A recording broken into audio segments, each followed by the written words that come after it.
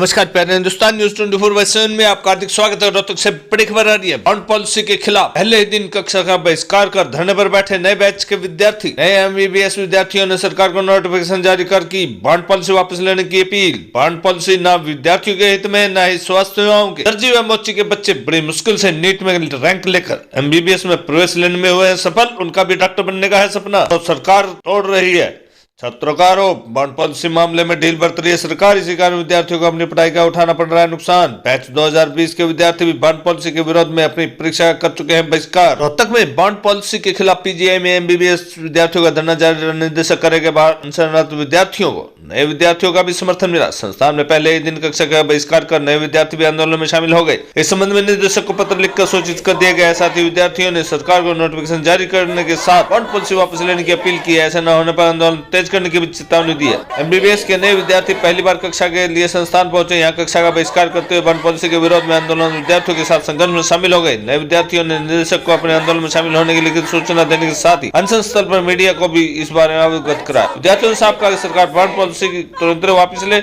यह न सरकार के हित में है, न विद्यार्थी व न स्वास्थ्य सेवाओं के। उन्होंने कहा कि दर्जी व मोची के बच्चे बड़ी मुश्किल से नीट में रैंक लेकर एमबीबीएस में प्रवेश लेने में सफल हुए। उनका भी सपना डॉक्टर बनने का है। बचपन से इसी सपने के साथ वो बड़े हुए। उनका कहना था अब सरकार की 40 लाख रुपए की बॉन्ड पॉलिसी उनके इस सपने को चकनाचूर कर रही है। पिछड़े मध्यम वर्ग के परिवारों के बच्चे इतनी बड़ी रकम देने में असमर्थ है, इसलिए सरकार उनकी आवाज व अपील सुने व जनहित में फैसला ले। इधर पहले से आंदोलन विद्यार्थियों ने कहा सरकार से 30 नवंबर को बात हुई थी। इसके बाद से अब तक इस संबंध में कोई पत्र या नोटिफिकेशन जारी नहीं हुआ। इसमें सरकार से हुई बातचीत व शर्तों की स्थिति स्पष्ट हो। इसी के आधार पर विद्यार्थी अपना आंदोलन जारी रखने और कक्षाओं में जाने का फैसला लेंगे। रोहतक से अनुपमा सैनी की विशेष रिपोर्ट। करो और न्याय करो, शर्म करो और न्याय करो, खट्टर सरकार शर्म करो, शर्म करो, शर्म करो। एमबीबीएस 2022 बैच के छात्र। आज प्रेस कॉन्फ्रेंस कर रहे हैं, किस विषय पे कर रहे हैं आप, क्या मुद्दा? जी आज मेन उद्देश्य हमारा ये है कि सबसे पहले तो हम जो चल रहा है उसके बारे में आपको बताएं और 2022 बैच ने अपने क्लासेज ना जाने का एक फैसला लिया है, उसके बारे में सबको क्या निर्णय लिया? 2022 बैच पे जैसा कि शुरू से सरकार ने हम पे एक पॉलिसी सबसे पहले हमारे पर क्या किया था। जब भी हमारा एडमिशन हुआ उसके बाद में 10 लाख की सरकार ने हमसे डिमांड करी कि आपका एडमिशन तब देंगे जब आप हमें 10 लाख रुपए 15 दिन के अंदर दे देते हैं। तो उसके बाद में अब जैसे कि जो नई पॉलिसी हमारे ऊपर लागू है उसमें भी हमें 40 लाख रुपए पे करने पड़ते हैं सरकार को। हम उसके बिल्कुल खिलाफ हैं। सरकार ने कहा है कि भाई हम कम कर रहे हैं 10 लाख रुपए और समय अवधि भी 7 से 5 कर रहे हैं, तो उससे संतुष्ट नहीं है? जी उससे भी हम कहीं ना कहीं संतुष्ट नहीं हैं, लेकिन अभी के लिए हम सरकार से इतना चाहते हैं कि जितना सरकार ने बातों में बोला है उतना हमें एक लिखित में भी जल्दी से जल्दी दे। ऐसे घटा रहे हैं तो आप कैसे अफोर्ड कर रहे हैं? आपकी फैमिली जो अब फिलहाल कितनी है आपकी? फिलहाल मतलब 80,000 रुपये कॉलेज की फ़ीस है, जिसपे हमने बैंक से एजुकेशन लोन लिया हुआ है साल की फीस देने का। तो आपकी फैमिली कैसे अफोर्ड कर रही है उसको? अगर मान लो 40 लाख देने पड़े या 30 लाख देने पड़े तो कैसे अफोर्ड हो पाएगा? जी मेरी फैमिली ये बिल्कुल भी अफोर्ड नहीं कर सकती। मेरी शुरू से ही पढ़ाई बहुत मुश्किलों से के दौर से गुजरी है। मेरी मम्मी एक दर्जी है और मेरे अभी तक की पढ़ाई के लिए भी मेरी मम्मी ने बहुत मुश्किलों से, मेरे पापा ने और मेरी मम्मी ने बहुत मुश्किलों से पैसे जोड़े हैं और मेरी यहाँ तक की पढ़ाई तक मैं पहुँच पाया हूँ। तो वो ये घर में ही सिलाई करते हैं? जी बिल्कुल, मेरी मम्मी घर में सिलाई करती है। हमारा गांव में एक छोटी सी दुकान है। मेरा नाम अर्पण है। मेरा एडमिशन अभी 2022 एमबीबीएस कोर्स के लिए पीजीआईएमएस रोहतक में हुआ है। तो आप आज प्रेस कॉन्फ्रेंस कर रहे हैं, जी तो आपने एकेडमी के बहिष्कार का निर्णय लिया, क्यों लिया? सबसे पहली चीज़ तो एकेडमिक बहिष्कार हम इसलिए कर रहे हैं क्योंकि जो स्टूडेंट्स के ऊपर, मेडिकल स्टूडेंट्स के ऊपर पॉलिसीज उनसे उनका भविष्य टोटल अंधकार में ही है। तो इससे कोई चीज़ फ़र्क ही नहीं पड़ेगा अगर हम अभी क्लासेस में बैठ रहे हैं। अभी हम 5 साल के बाद ग्रेजुएट भी हो जाए बिना आवाज़ उठाए, चुपचाप सर नीचे करके डी हॉल में जाके क्लासेस लगाएं, प्रोफेसर से अच्छे ग्रेड्स भी ले लें, तो 5 साल बाद हमारे पास कोई इंडिपेंडेंस, कोई स्कोप कुछ है तो नहीं। सरकार हमसे 40 लाख की डिमांड कर रही है। सरकार ये भी बोल रही है कि पैसे आपको नहीं देने, बैंक को देने हैं, हमें गवर्नमेंट जॉब मिल जाएगी, लेकिन अभी तक कोई क्लैरिफिकेशन है ही नहीं कि वो पैसे देंगी कैसे सरकार, अगर हमारे बिहाफ पे भी देगी। ना हमें अभी तक जॉब्स के लिए बोला गया है, ना अभी तक हमारी पीजी के लिए कोई पॉलिसीज क्लैरिफाई की गई हैं। अभी तक सरकार ने सिर्फ अनाउंस करा है कि बच्चे प्रोटेस्ट पे हैं इसलिए 5 और 30 लाख के बीच में, लेकिन उसका भी रिटर्न गैजेट नहीं दिया है। तो जब हमारा फ्यूचर ही हमें नहीं दिखाई दे रहा है तो अभी क्लासेस में जाने का हमें कोई सेंस भी नहीं दिखता है, ना कोई भी। मेरा नाम अभिषेक भारद्वाज है, कहाँ से हो? मैं जींद जिले से हूँ। एडमिशन कब हुआ आपका? मेरा एडमिशन 2022 में MBBS में हुआ रोहतक में। तो घर में कैसी आर्थिक स्थिति है आपके मेरे फैमिली? पिताजी एक मध्यम वर्ग के किसान हैं, वह खेती करते हैं। खेती एक ऐसा धंधा जिसमें 10 लाखों की कमाई लग जाती है। मेरे पिताजी ने आज तक 40 लाख रुपए कमाई नहीं होंगे, पर अब सरकार ये बोल रही है कि तो अगर तुमने डॉक्टर बनना है तो 40 लाख रुपए दो। मेरा सरकार से एक ही प्रश्न है कि अब हम जैसे लोग 40 लाख रुपए कहाँ से लाएंगे? सरकार ने तो एक बॉन्ड पॉलिसी लगा के ये कह दिया है कि गरीब मजदूर और किसान का अब बेटा या बेटी डॉक्टर नहीं बन सकती। तो जो 40 लाख आएंगे कहाँ से? अब लोन बैंक देगा नहीं, क्योंकि जब बैंक वाले भी प्रॉपर्टी मांगते हैं। सरकार ने तो पहले भी किसानों को कर्जों की मार में मारा है और अब आगे भी यही होना है। तो कैसे हम 5 साल के बाद कर्जे के नीचे दब जाएंगे और ऐसे ही मध्यम वर्ग का शोषण होता रहेगा। तो ये सरकार को क्या कहना चाहते हो? सरकार से सिर्फ एक ही सवाल है, क्या अब मध्यम वर्ग के बच्चों डॉक्टर नहीं बन सकते?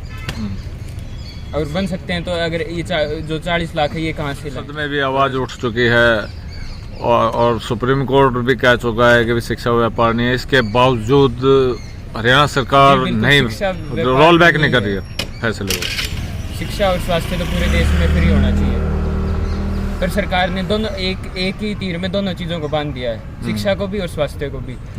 उन्होंने शिक्षा के नाम पे डॉक्टरों को बांध दिया। जनरेशन है उसको बंधुआ मजदूर रखना चाहते हैं क्या? सरकार तो बस डॉक्टरों को अब दबाना चाह रही है।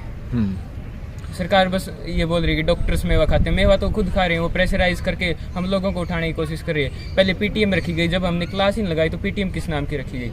आज जो PTM रखी है वो दबाव बनाने के लिए आप पर या फैमिली पर? उसमें पेरेंट्स को ये समझाती है लोग कि तुम पे FIR कर जाएगी, ये कर देंगे, वो कर देंगे। सरकार एक अलग से पॉलिटिकल प्रेशर चाहते हो आप सरकार से क्या तुरंत फैसला ले? बॉन्ड पॉलिसी को वापस ले, तुरंत लेनी चाहिए सरकार। जी बिल्कुल। ऐसे ही ये जो इन्होंने ये किया है कि सिर्फ इन्होंने प्रेस स्टेटमेंट दे दिए हैं, इन्होंने तलवार तो अब भी रखी गई है हमारे ऊपर। और ये कह रहे हैं कि तुम लोग उठ जाओ, तलवार तो अब भी है हमारे ऊपर। अगर उठेंगे तो तलवार तो हमारे ऊपर तभी लगी जाएगी, उठते ही तलवार लग जाएगी। सरकार के व्यवहार से तो नहीं लग रहा है वो वापस लेंगे, तो आखिर कब तक बैठे रहेंगे? अगर सरकार वापस नहीं लेगी देखो तो भी मरना हमको, तो इससे अच्छा तो इधर बैठ के ही मर लें। तो जो आपका वो पढ़ाई होनी है एकेडमिक, उसका तो काफ़ी लॉस हो रहा है ना? लॉस तो देखिए जी उसके बाद भी होगा। 5 साल के बाद हम 40 लाख कहाँ से लाएंगे? लॉस तो तब हो जाएगा। मेरा नाम स्नेहा मित्तल है, मैं हिसार जिले की रहने वाली हूँ। हम पूरी तरह से इसका विरोध करते हुए दिख रहे हैं, क्योंकि 40 लाख और 7 साल पे करना मतलब बहुत ज़्यादा मुश्किल हो रहा है। क्योंकि 24 साल तक की एज में, मिनिमम 24 साल की एज तक हम MBBS करते हैं पूरी, और उसके बाद 7 साल हम नौकरी करेंगे, तो उसके बाद हम पढ़ेंगे कैसे आगे जाके? और 7 तो 31 साल की एज हो जाएगी, फिर शादी भी करनी है। ये तो है ही प्रॉब्लम, लेकिन और भी बहुत सारी प्रॉब्लम, क्योंकि यहाँ पे बहुत निम्न प्रकार के लोग आते हैं। मतलब कोई भी इतना नहीं है कि उसका पीछे वाला बैक इतना स्ट्रॉन्ग हो कि वो आगे पे कर सके 40-40 रुपये, लाख रुपए, क्योंकि सभी मिडिल क्लास के और कोई इतना ज़्यादा इनकम नहीं रखता अपनी। अच्छा, जो लड़कियों को स्पेशल कंसेशन दिया है कि 10% का कंसेशन देंगे। देखिए सब बच्चे एक समान पढ़ते हैं, सब एक समान कोचिंग लेते हैं। हमें नहीं लगता कि कंसेशन होना चाहिए, और कंसेशन भी तब होना चाहिए जब अगर कुछ हो कि लड़कियों को पढ़ाया नहीं जा रहा हो। आजकल हमारी सोसाइटी इतनी जागरूक हो चुकी है कि लड़का और लड़की एक समान हो रखे हैं। मतलब ऐसा कुछ है ही नहीं कि 10% की इनकम में हम कुछ ज़्यादा कर लेंगे, 3 लाख का मैक्सिमम कम हो जाएगा। हाँ, ये वो डिवाइड एंड रूल की नीति अपना रहे हैं। जैसे अंग्रेज यहाँ पे राज करके गए थे, अब ये भी सरकार तानाशाही पे उतर आई है। ये सोच रही है कि मतलब आगे आती जाए बीजेपी, और हमारा जो भी नॉर्मल राइट्स हैं, हमारे जितने भी राइट्स हैं, वो सभी को बहिष्कार कर दे, और हम सिर्फ इनके नौकर बन के रहें और कम मेरिट वाले डॉक्टर बने, जिसकी वजह से आगे हमें बहुत ज़्यादा परेशानी आने वाली है। आप अपना पक्ष रख रहे हैं सरकार के आगे? हाँ जी।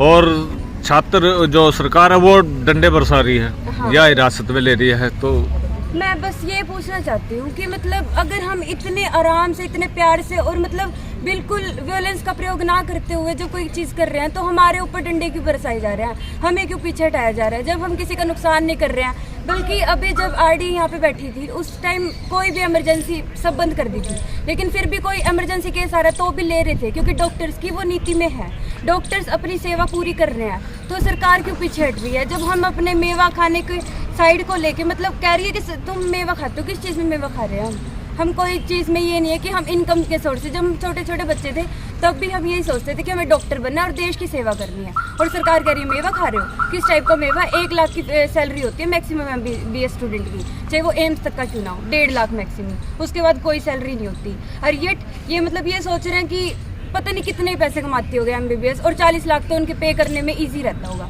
बट ऐसा कुछ नहीं है, सभी मिडिल क्लास के और सभी आगे सोचते हैं कि हम देश की सेवा करें। बट ये इनकम ये ऐसा लगा दिए कि सब कुछ खत्म होता जा रहा है, प्राइवेटाइजेशन। IMA ने समर्थन दिया आपको, किसान संगठन आ रहे हैं, अदर संगठन आ रहे हैं, लेकिन सरकार पर लगता नहीं कोई प्रेशर काम कर रहा है। देखिए सरकार पता नहीं पत्थर जैसी हो गई है, मतलब शायद उनको समझ नहीं आ रही है, पता नहीं क्या चीज़ है, ठीक है, लेकिन उनके दिमाग में ये घुस ही नहीं रहा है कि बच्चे दुखी हो रहे हैं, बच्चों की पढ़ाई डिस्टर्ब हो रही है, आगे आने वाली जनरेशन इतनी ज़्यादा दुखी है कि मतलब यहाँ पे कुछ जैसे पेशेंट भी नॉर्मल सरकारी स्कूल हॉस्पिटल्स में इलाज कराने आ रहे हैं, तो वो सोच रहे हैं कि हाँ भाई अच्छा इलाज होगा, लेकिन डॉक्टर्स ही अच्छे नहीं है तो इलाज कैसे हो जाएगा? जिस बच्चे को मेहनत करना आता है ना वही मतलब आगे पेशेंट को सीरियसली लेगा, लेकिन यहाँ पे तो पेशेंट्स को सीरियसली कैसे ले लेंगे जब 500 के मतलब मार्क्स लाके और बच्चे यहाँ पे एडमिशन लेंगे। तो आज आपने एकेडमी का बहिष्कार किया, आगे अगर मान लो नहीं मानते हो आगे क्या निर्णय हो सकता है? हम हर तरह की चीज़ें करने को तैयार हैं, हम पीछे नहीं हटेंगे। हमने 45 दिन का यहाँ पे अल्टीमेट रखा है, और अगर अब भी नहीं पूरा हो रहा है ना तो हम चाहे कहीं तक जाना पड़े, आगे हमारा कितना ही पढ़ाई का लॉस हो, लेकिन हम पीछे हटने वालों में से नहीं है। पहले हड़ताल जैसे महात्मा गांधी ने की, अंग्रेजों को झुकाया, हाँ जी, आज लगता नहीं है कि वो उस एजुटेशन का कोई असर वर्तमान सरकारों पर हो रहा है, क्योंकि आप कैंडल मार्च भी निकाल चुके हैं, भूख हड़ताल भी कर चुके हैं, और लगातार ही मतलब शाम को कोई ह्यूमन चैन बना रहे हैं। तो कारण क्या है कि ऐसे क्या बेदर्द हो गए सरकार के, क्यों नहीं? पहले वाले जमाने में गांधी जी की नीतियां काम आ रही थी, वियोलेंस मत करो, ये मत करो, वो मत करो, लेकिन मेरे को लग रहा है आज हमारा प्रोफेशन हमें रोक रहा है कि तुम ऐसा कुछ मत करो कि पब्लिक को दुखी होना पड़े या फिर मतलब नॉर्मल जनता को दुखी होना पड़े, कुछ भी हम ऐसा कुछ भी नहीं कर रहे, ये हमारी बात नहीं मानी जा रही है। तो अगर हमें आगे आने वाले टाइम में अगर वियोलेंस का सहारा लेना पड़े तो हम लेंगे, क्योंकि हम अपने प्रोफेशन को साइड के पहले हम खुद हैं, उसके बाद प्रोफेशन है हमारा। ये कोई मतलब हमारी जाने ज़्यादा इंपॉर्टेंट है, अगर हम कहाँ से पे कर देंगे। हम अपील करना चाहेंगे आप सरकार से? लीगल नहीं है, हम अपील कर के थक चुके हैं, आप सही बता रहे हैं कि हम नहीं करना चाहते अपील। सब्र का पैमाना छलकने वाला है। हाँ, अब हम जो भी हो सकता है हम वो करेंगे, लेकिन हम इस पॉलिसी को नहीं आने देंगे, अब हम खत्म करवा के रहेंगे।